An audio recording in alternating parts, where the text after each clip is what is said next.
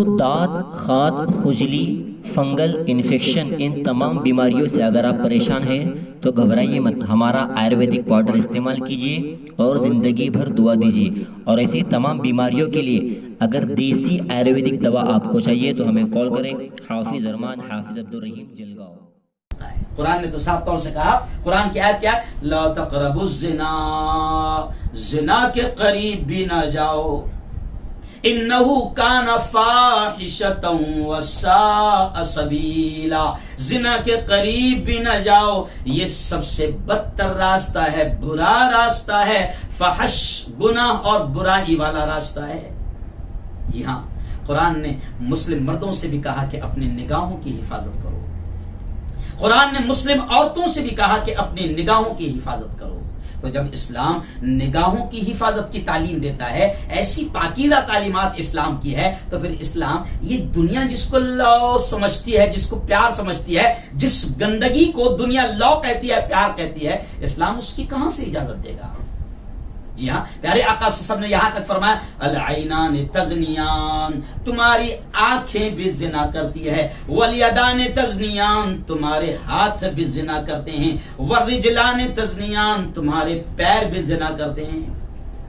تو اسلام نے تو ہر قسم کے زنا سے روکا ہے، جس کو دنیا آج پیار بھی کہتی ہے۔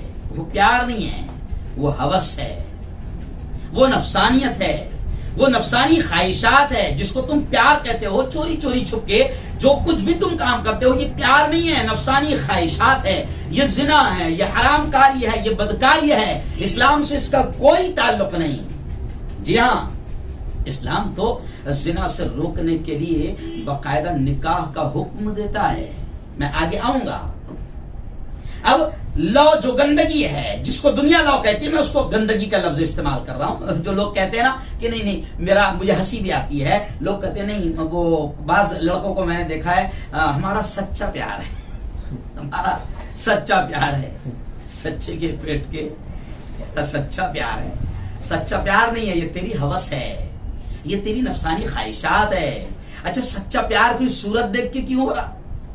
کالی سے کیوں نہیں ہو رہا؟ بدنما صورت اور شکل والی سے کیوں نہیں ہو رہا؟ جی ہاں، سچا پیار نہیں ہے، یہ تیری ہوس ہے، تیری نگاہوں کو اس کا چہرہ اچھا لگا ہے۔ کیونکہ آج کل کیا ہوتا ہے؟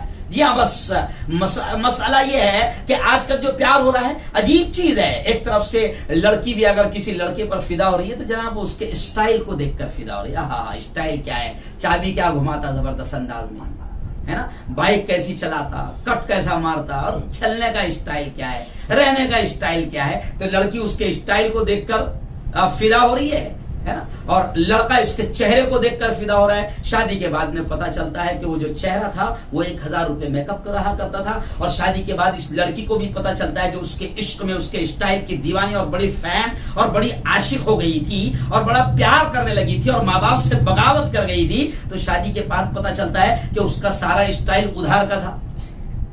جی ہاں، وہ تو ایک نمبر کا لکھا تھا، جیب میں پیسے نہیں رہتے تھے، جوتے بھی دوسرے کے رہتے تھے، پین بھی دوسرے کی رہتی تھی، گاڑی بھی دوسرے کی رہتی تھی۔ جی ہاں، تو میرے بھائیوں، جس گندگی کو لوگ لا کہہ رہے ہیں، پیار کہہ رہے ہیں، اسلام نے اس گندگی کو روکنے کے لیے تعلیمات دی ہے۔ میں تفصیل کر رہا ہوں تھوڑی سی۔